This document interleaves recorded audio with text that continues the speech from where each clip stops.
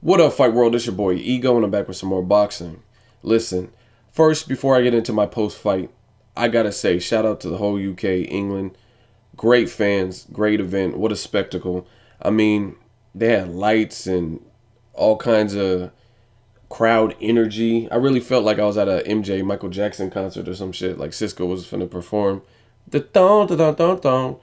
Just a great event. Like you could just feel the energy in the air. 80,000 people. Carl Froch, George Groves. And the fight, to me, lived up to the hype because there was a lot of nervous energy as a fan. If you were watching this fight and you knew the build-up and you knew the previous fight, you can almost slice the tension in the air. So I loved it. Had a great time with this fight. My prediction was actually right. There were moments I didn't get a chance to make a prediction video because I was doing the Carl Froch George Groves edit on my Instagram, but I told you guys on Instagram who I was picking, and I actually picked, I was off by one round. I picked Carl Froch to win in rounds 9 through 11, I said. But early in the fight, I was scared because when I was making my prediction, I told you guys that I did talk to, it's a 50-50 fight. And in my mind, George Groves is clearly, easily a better technical boxer. But you have that stylistic clash.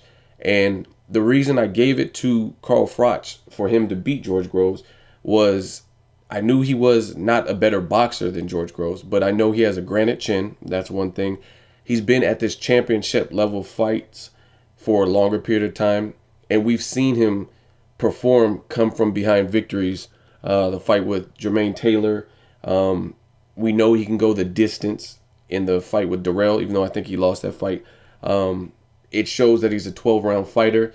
In the first fight even, it looked like the tide started to change, and George Groves seemed a bit fatigued.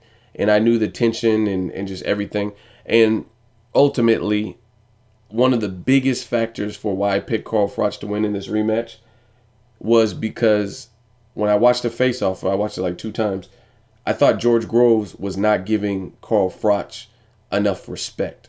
Like, he was being asked direct questions, and he was like, name one thing that Carl Froch did good in the fight. And he was just like silent. Like, basically, the motherfucker didn't do anything good. And I knew that was a bad move because Carl Froch, when he was asked the same question, he did give some compliments like, oh, George Groves has fast hands. He caught me with a good shot. It seemed like he had almost embraced what he did wrong in the first fight. And George Groves was kind of like on a pedestal, like, oh, it was a bullshit premature stoppage.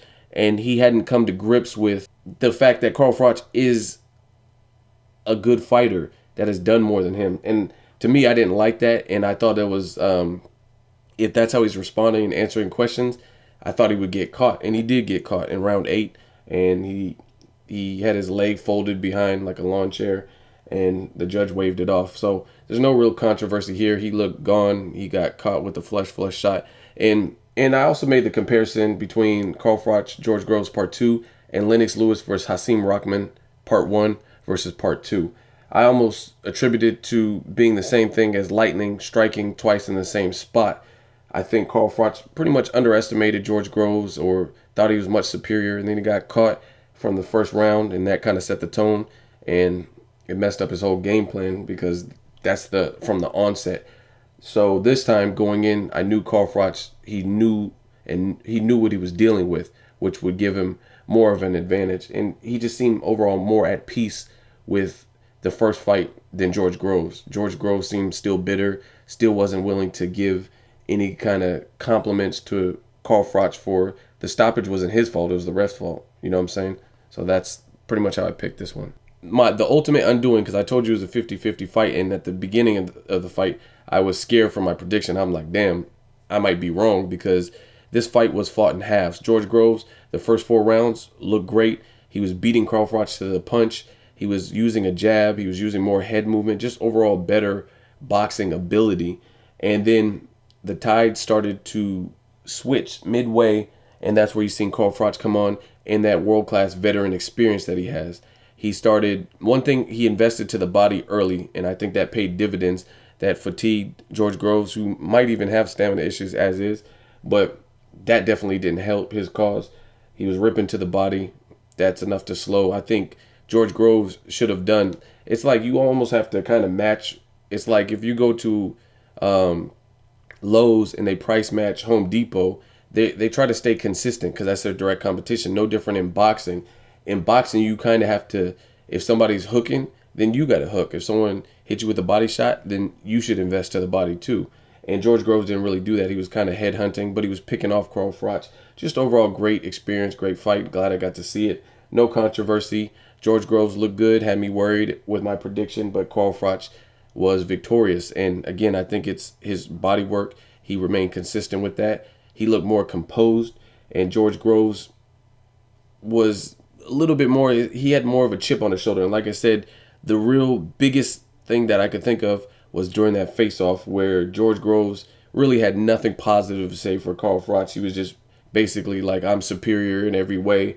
And I don't think that's a right attitude. I think that's borderline underestimating your opponent, especially a guy like Carl Froch, who's been in there with the Taylors when Jermaine Taylor was relevant. He's been in there with Darrell, a very good boxer. He's been in there with Andre Ward, pound for pound #2 on some people's list. Maybe not #2 because he's been inactive, but he's been in there with higher caliber, big world title fights, Kessler, etc., the Super 6 tournament and all that. So I thought that was a bad move from George Groves, and ultimately I was right in that regard. Good fight, no controversy, thoroughly enjoyed myself. And let me know what you guys thought of George Groves versus Carl Froch. I'll make a separate video about what's next for Carl Froch. And I believe he's 37 years old. He still has some dog in him, and he set the record straight on who is the better fighter or the better man. Props to both fighters. Props to the whole event.